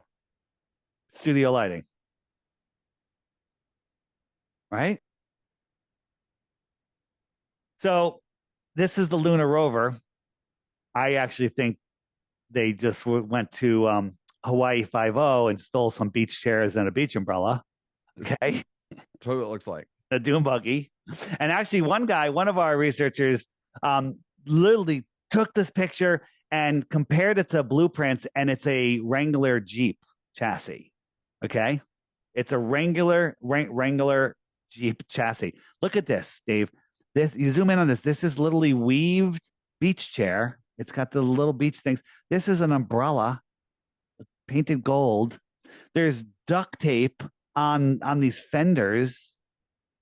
And there's a shot. I think this might be the shot where you can't see, there's no tire tracks. So, like, how did it get there? Okay. And then if you watch the footage of these guys driving around, it's like they're dolls. I don't even think they're real. They're just they literally look like dolls that are taped in there and put around. But if you look at the cost of this thing, Dave, it was $38 million back in 1970. Today, For the car? for the cart, yeah, 38 million. Today, for 37 million, you can get this. Okay. Wow. There is so much money that's pumped through this program. It's unbelievable. I don't actually think that money actually goes through the program, because if they had that much money, they'd do a better job. It's that NASA gets $70 million a day. I think it's just a black budget. I think they're really cheap with NASA. They're like, yeah, we'll give you $10,000 a day, and do your best, and so make sure you fool everybody. And I'm not sure, The rest of it goes to like CIA budget or something else, or all sorts of dumbs and all sorts of stuff that we'll never have access to. Here's something, Dave, and anyone Google this: things exploding in a vacuum chamber, vacuum chamber. You put a soda can in there, explodes. Right? Anything you put in a vacuum chamber explodes when you take the air out. When you take the air out from around it out, except spacesuits, which I just call snowboarding suits. They don't blow up. Why don't spacesuits blow up? What? I do not know. There's no pressure. They're in there. Well, the trolls like, well, there's layers of fiber. Show me an example here on Earth of something in a vacuum chamber that doesn't explode. What if you get into a vacuum chamber here on Earth in a spacesuit? What happens? We've made that challenge. Mark Sargent has a challenge. He'll go, give me one of your spacesuits, put me in a vacuum chamber with somebody else wearing a spacesuit. And they'll never do it. They actually did it once, and before they got all the air out of the chamber, the astronaut passed out, and he said his tongue started to boil, and they literally had to depressurize it faster than they should have because he was going to die, right? And that's the only time they've ever done it, right? Wow. So, yeah. And so this is like, one of the iconic shots. I'm not sure if this, I don't think this was the first step on the moon, but you got the Earth here, and when we put it in Photoshop and crank up the levels, we see a box around the Earth. Okay. I guess they never thought that we'd have Photoshop and we'll be able to get this information. Wow.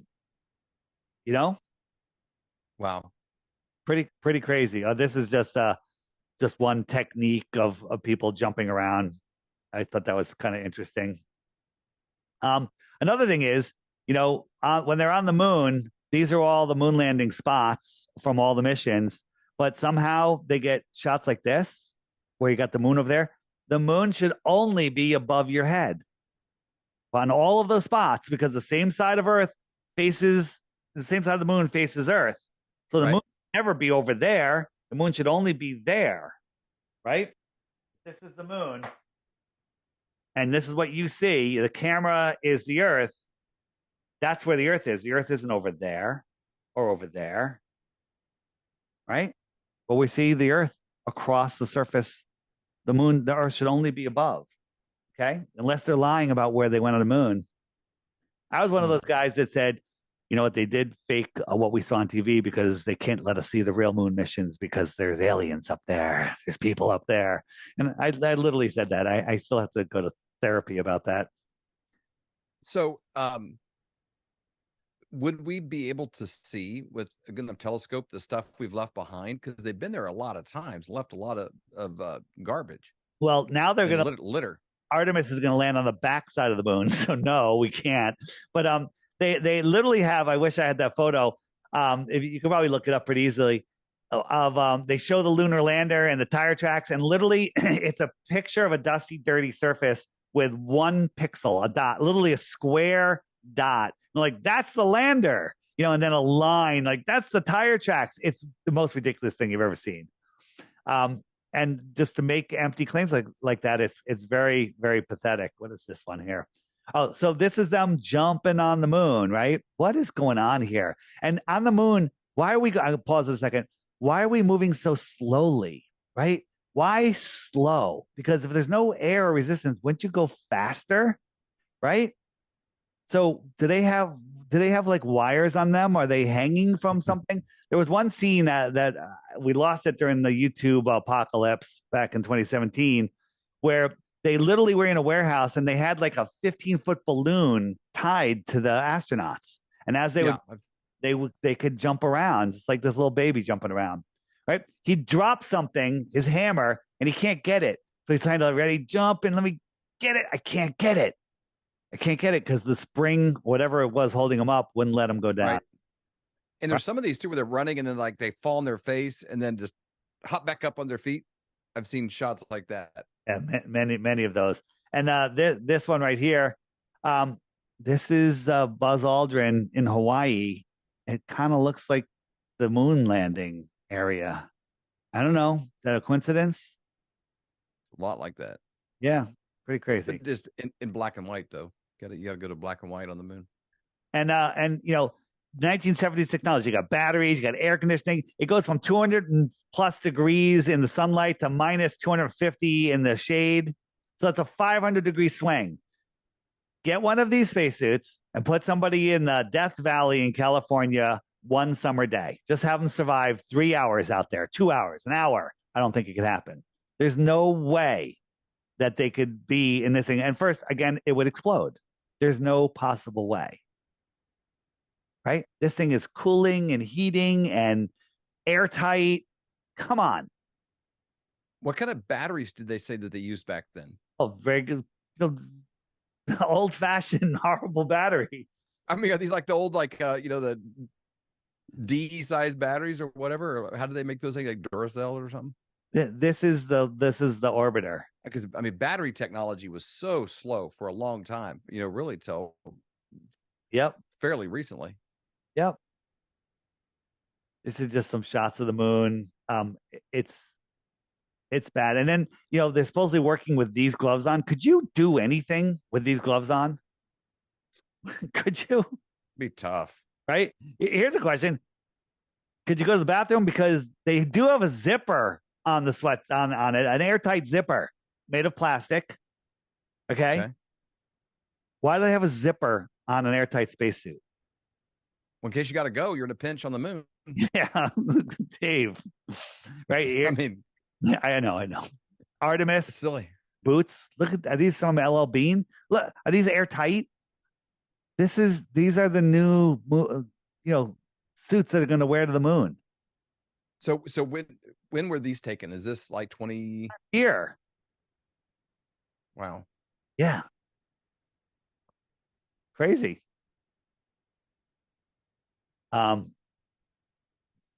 They got to at least stay ahead of movies, to engage the imagination. Movies are ahead of them. This is what I call a false flag. It's just a whole nother. Let's talk about that. Is there a lot of wind on the moon? Well, when they went by the flag, it waved, so there's supposedly no air. How could that happen? And if you look at this flag carefully, it's wet. It like rained or something. So how do you have a wet flag on the moon? You got to put your flag there. Yep. So what about the return? Let me ask you a question. So if we have a if there's the spaceship that was waiting for the guys when they were on the moon, like does the moon rotate as well, or is it just sitting there waiting on them? The moon, it's orbiting the moon. And so they timed it perfectly where they just met and they were able to connect, right? And then we see when we're all waiting, everyone's watching on TV, and then all of a sudden the parachute comes through the sky. Now the lunar module, the lander or whatever, the capsule is coming with its heat shield down. Like, what is keeping it oriented? Why isn't it tumbling? But let's say they have some technology to keep it. It's super hot. It's coming in at thousands of miles an hour. Let's say the atmosphere does slow it down a little bit. How much would it slow it down? How much slower would it get? Right? Some things will come in like the 2-ton or the multi-ton tank from the space shuttle made of steel. Mm-hmm. It'll atomize, but this capsule will slow down so it doesn't atomize because it has a heat shield. How come it's not atomizing, right? And then when those parachutes come out, those little thin silk parachutes, they would be shredded in a second. You can't deploy a parachute. So earlier that day, everyone's watching. We have this going on in the sky, perhaps. I don't know. This is a big tanker plane, and look at that. They drop it out of an airplane. And everyone on the ground is like, here it comes. They can't see this airplane. It's up too high. It's above the clouds. And then here comes the lunar module. Parachutes come out. Things barely moving. Okay. These are the little parachutes. Then the big parachutes come out and then it lands. And sometimes one of the parachutes doesn't open. Right. But it's never any problem. Right. If this thing was going super fast, Dave, these would be shredded in a second. Bam. This thing is falling at a very, not that fast. As fast as a free fall skydiver, maybe. Right? Wow. Look, I mean, think, people. Now, when are these tests here going? Is this for Artemis or is this? No, this is the Apollo. This is from Apollo. This was testing for Apollo. Now, this is an Apollo landing. This is an actual Apollo landing. Okay. And now this thing's super hot. Where's the steam when it hits the water? Okay. Never any steam. That's a pretty hard slam too. Right. Yeah.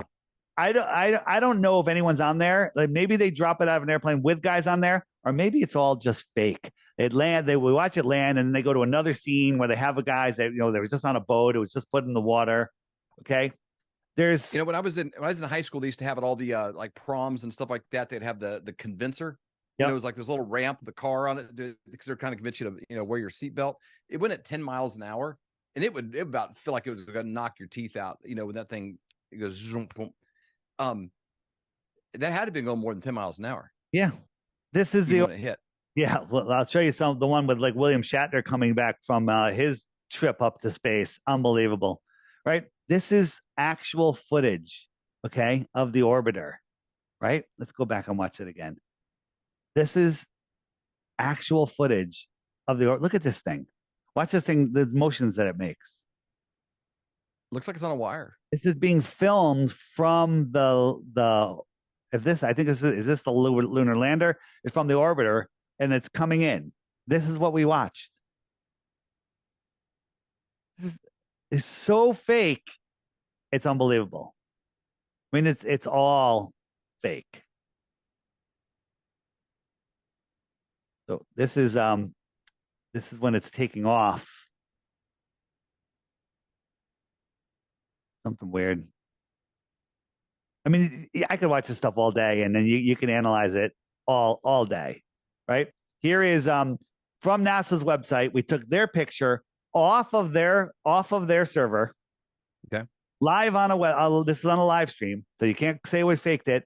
And then we put it in Photoshop and we cranked it up. And there's that square. Okay. There's that square. Since then, they've removed that picture and replaced it with one that was silhouetted better. Therefore, Well, at least they're trying. well, that's pretty good. I mean, at least they got some ambition. They're not just like, Yeah, spitting on you and telling you it's raining. right. And people are like, how do you fake it? I mean, this is the guy Dustin question everything or whatever his thing is, but it's all done with a green screen. Look, he's on the moon. That's more believable than what they showed us. Careful, Dustin, you have no suit on, dude. Yeah. You're gonna explode. Yep. Look at that. Yeah. And here is Japan's this is them. They filmed the Earthrise while they were orbiting. Okay. David, could you do a better job than this? And it's always a perfectly full Earth, too, right? How come it's not a partial Earth? Like the sun's off to the side. It's always a perfect full Earth, right? It's always at exactly 12 noon.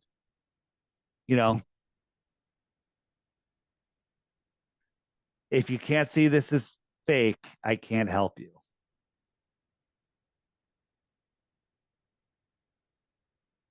Where's the sun supposed to be in the shot? Back behind us, shining Direct- behind us, directly on the moon, lined up. Directly 1, behind. 2, 3. So 1, 2, why 3. is the moon this lit up? I mean, you could claim that it's just skimming across it, right? And then, of course, we had that scene with Buzz Aldrin on Conan when he goes, I watched you land on the moon. He goes, no, you didn't. No, you didn't. You watched an animation. He goes, there was no TV cameras up there. And so they're backpedaling even on mainstream TV, right? They're constantly moving the goalpost back. So if you look up Conan on, on Buzz Aldrin on Conan, and again, a lot of people say that Stanley Kubrick filmed the moon landing. His daughter claims that he didn't do it because it would be better. I kind of siding with her, but Stanley Kubrick at the moon landing was filmed. You've seen the whistleblower, the NASA whistleblower, the guy that is just recently here. Yeah, the one from Bart Sabrell. It's actually very good. It's on the app. It's under the Moon Nonsense button. And they said it was filmed, I think, 12 to 15 months before it was ever aired. So it was filmed almost over a year in advance. Well, at that same time, Kubrick was making a movie about the moon. So I think they contracted Kubrick to make a movie about the moon. And the CIA is going in there and goes, oh, okay, taking notes. Like, all right, do this way, do it. So they got ideas from him. They used his brilliance where maybe he was completely unaware, or maybe they were just like asking him questions. I think that might be more of the case. Don't know though.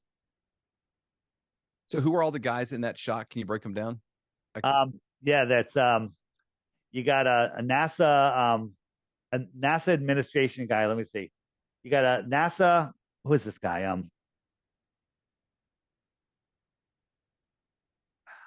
Blocked on my screen. He's missing. Is that the mission control guy? Then we got this is an astronaut. This is Arthur C. Clarke, an author. Okay. You got Stanley Kubrick, and then you have I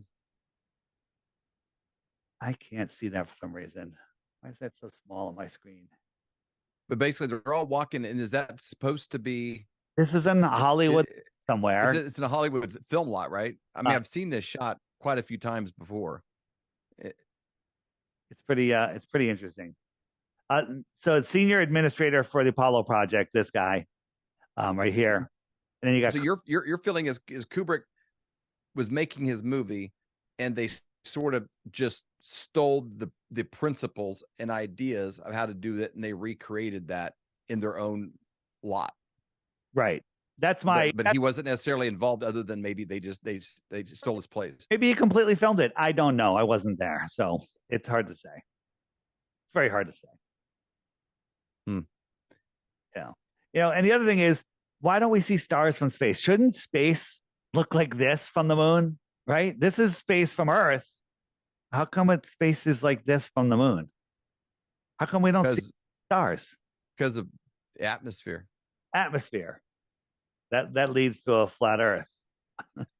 I would tell people again, if you listen, and if you missed it earlier, but if you go to flatearthdave.com, go to his website. There's a link, and I don't know, maybe you can download it by going directly to iTunes or something else. But he has an app that is just an endless source of being able to go through and look at these things, and it's categorized in sections. It's no matter where you land on all this stuff and what your feelings are. I don't know if anybody's 100% on anything, but it gives you enough to chew on, to really have good conversations about what is and what is not possible. 100%. On the app, though, one of the moon nonsense button, it'll show you all of the videos about the moon landing that YouTube is hiding from you. You Google moon landing hoax, you're just going to get all of the nonsense from the Mythbusters and from Nat Geo, all deception. And then ask yourself, hey, you guys all know that the government is not here for your good. So why are they hiding? Why are they hiding this stuff? Yeah, if YouTube's a fair shooter, then it should be based on views. What does the public have an interest in? If you just look at YouTube and you Google some of these things, and put it into the YouTube search, you would think no one in the world is interested in anything other than what Anthony Fauci has to say. No one in the world's interested in anything other than, the mainstream state approved narrative, which for me, that is just increases my curiosity. Why do you only show this? And then are you saying that nobody's ever made a video debunking any of this stuff, that no one that's ever driven the views up? Yeah. When you search anything moon landing hoax or anything with the words flat earth in it, you get the same videos. All of the mainstream, videos and the paid, what we call anti-flat earthers, conspiracy people. And their arguments are fallacious, but they speak with a nice British or Australian accent, and they speak very condescendingly, and the weak minds will be like, oh, well, that guy sounds very sophisticated. I better step in line. That accent is pretty strong. Okay. But, they literally, this is the moon lander. I just put some eyes on it. Okay. Look at this thing. This is horrible. Horrible. It's supposed to be airtight. Would you put your kid in there and then submerge it in a lake? No. No.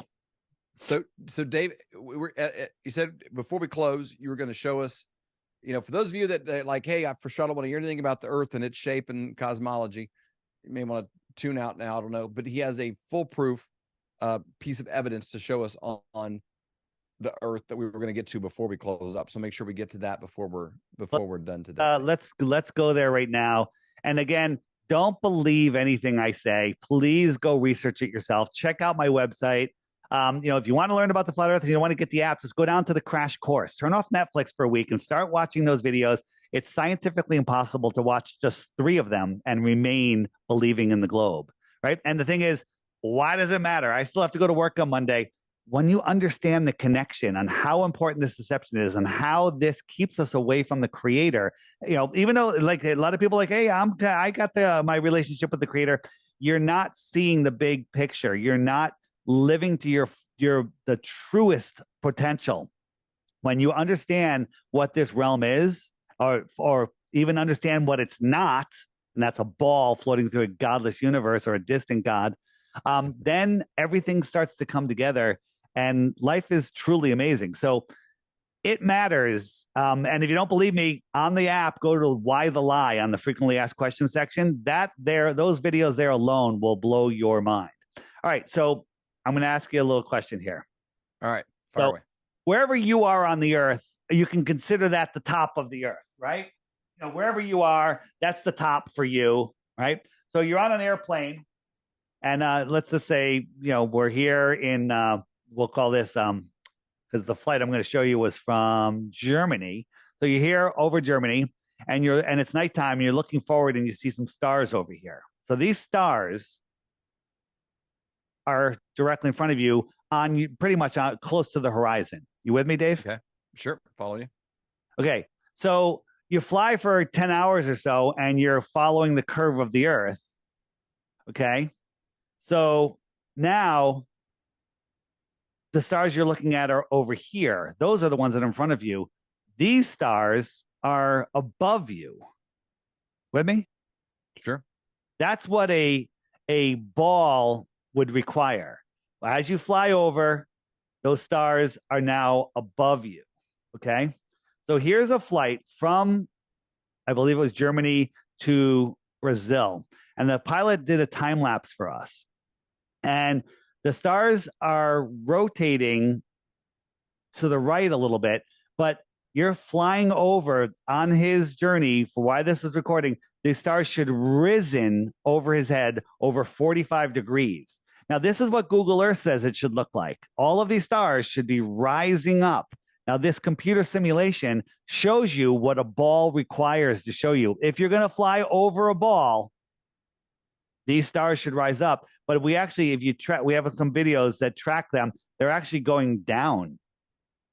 All of them should be rising up over your head, but they don't.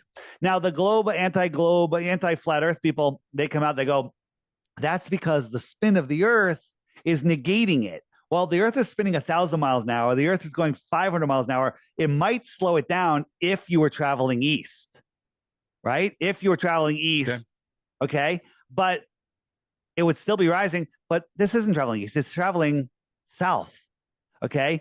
And the other thing is, if it did negate it when the pilot flies back, it should go twice as fast. Because if you're going with the spin, then when you fly back, it should be going against it. So they should rise twice as fast. We have videos in both directions, no rising at all. The stars in front of you stay the stars in front of you the entire trip around the globe, or as reality dictates, across the plane. Man. Yeah. So what do you suggest then for people? Some of you guys, maybe the first conversation you've heard on this, some of you maybe have heard a couple and you don't know.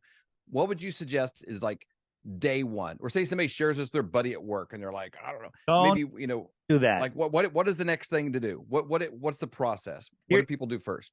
It's all people have different motivations and different things. Like, hey, if you're like, hey, Dave brought up some points, and you can go, and if you watch, the trolls are going to jump into your chat and they're going to comment on everyone's videos, and all they're going to do is make insults and empty claims with no proof. And if you go check their channel, there's zero content on their channel. What, they just create that channel to comment, to teach you, to help save you from Dave Weiss, the scammer, for $3, right? My app is $3. Okay. But they literally will get there. They find, like, when you air this, they'll find it before I find it. Okay. It's amazing. I have these dedicated trolls that show up. It's kind of hilarious. And I pray for them. All right. Because their life must be very, very good. Yeah.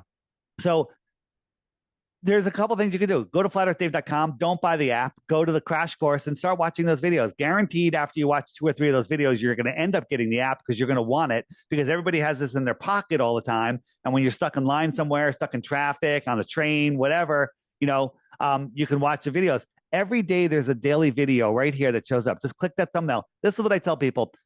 Get up, have your breakfast, watch the daily video. Usually short ones during the week, longer ones on the weekend. And just watch them for 2 weeks.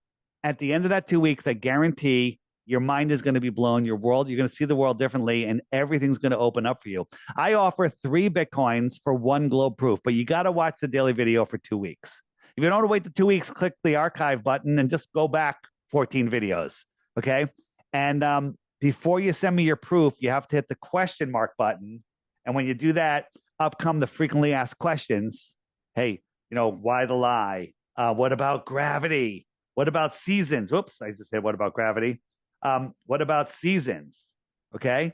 What about, eclipses? All of the questions that you have there. What about meteors and asteroids? Right? Click that and bam, all the information that's being hidden from you. And Dave, as you said, I don't go through the whole app, but there's all sorts of resources. Here are all of my videos are here. All the ones that are on YouTube are here, but all of my videos are on here. All of my uploads, all of the featured videos, and all of my interviews, including the Rumble and will be on this new button that I just added. So that's a blast. And then it does a whole lot of other things. I said books, and people are selling flat earth stuff on here. And what else I have? This is the homeschooling section. Amazing stuff here. Check out this guy. You want to learn about our history? It's called Impossible History. History is hilarious. This guy is called My Lunch Break, does these 15-minute videos. He takes like certain buildings and looks up the history of them. It's the funniest thing you've ever seen. It's funny, educating, and open up a whole world to you. Tons of stuff on here if you really want to learn. This is college right here. Okay? This is college. You don't need to send your kids to college. This will teach you more about the world than anything else. Is there a benefit or something people can put in flyover when they get it? Is it just helps track? Oh, you got kind of a leaderboard on that. Yes. We did it before. A lot of people from the show came and got that, and it's great for networking. You can find each other on there, but I think we have the Let's look at it. So this is called the Friend Finder. Let it load for a second, and it shows you all of the other flat earthers around you. And you can message them. You can see their profile. You can say, hey, this guy's offering a job. This guy's looking for a job. This guy, hey, this is a kite surfer. And I can hook up and go kite surfing with them. And so you can meet people. You can do meetups. You can send out broadcast messages to everyone near you. You can do all sorts of stuff. There's chats. There's video chats. Have you checked out the video chats yet, Dave? No, I'm not seeing video chat. I'll show you. But here is the referral button. If I hit that middle button, and I have 52 referrals, and my referral code is DITRH. But more importantly, if you go to the leaderboard, let me make that a little bigger. We can see second place, Flyover Conservatives, and I believe your code is Flyover. I think it's Flyover. Yeah. Yeah, Flyover. Now, one word, no spaces. So when you download the app, it says, "Do you have a referral code?" Put in Flyover. Let's get him. Let's keep him in front of a man in America who's coming up hot on your heels. That's good. There's no compensation thing for it. It's just kind of fun to be able to track, be able to stay together, and those things. So yeah. I love the app. It's really good quality. It puts good information out there and good tools for people to be able to look at it. Now, here's the deal. We're not the government. We're going to treat you like an intelligent adult. You can go look at this stuff and then walk away and saying, not for me. Totally cool. Yep. But our goal is to put more information on the table and let you take it off, not tell you, hey, here's a couple of crumbs. You can look at it. And we're going to tell you what it is before you even take a look. That's the way the government does. It's high control. Dave, there's what's really cool in here is these are rooms that people set up for different topics, and not just flat earth. There's health and all sorts of stuff.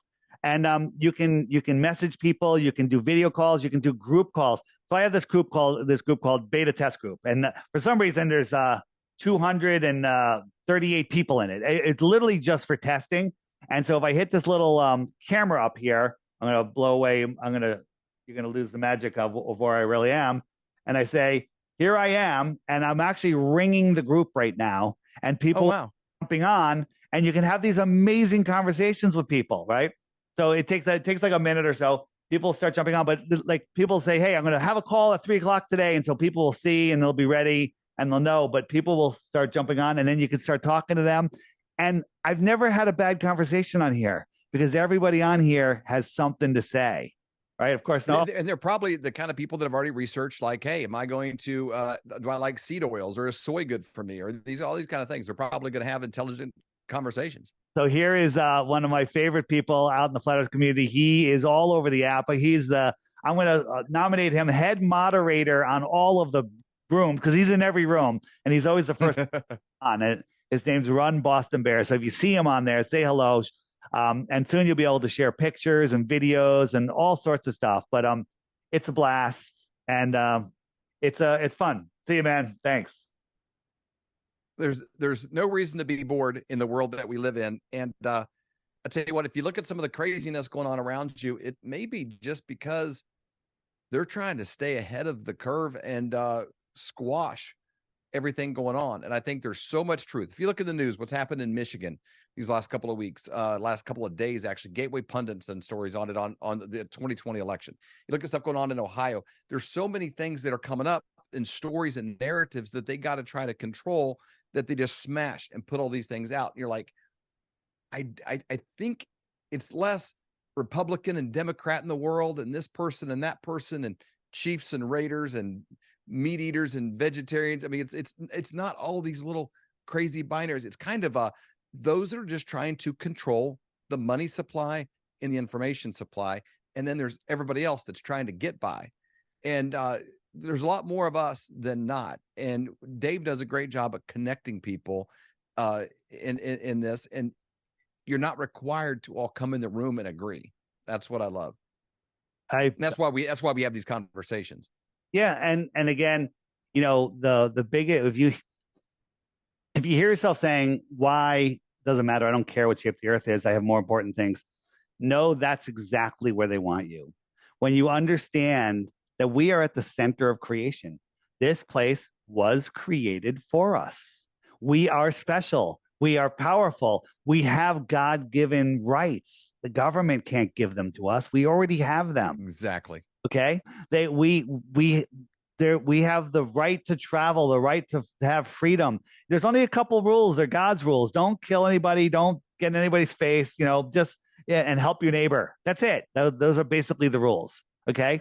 And if everybody did that, this world would be truly amazing. Not that it isn't already. It is.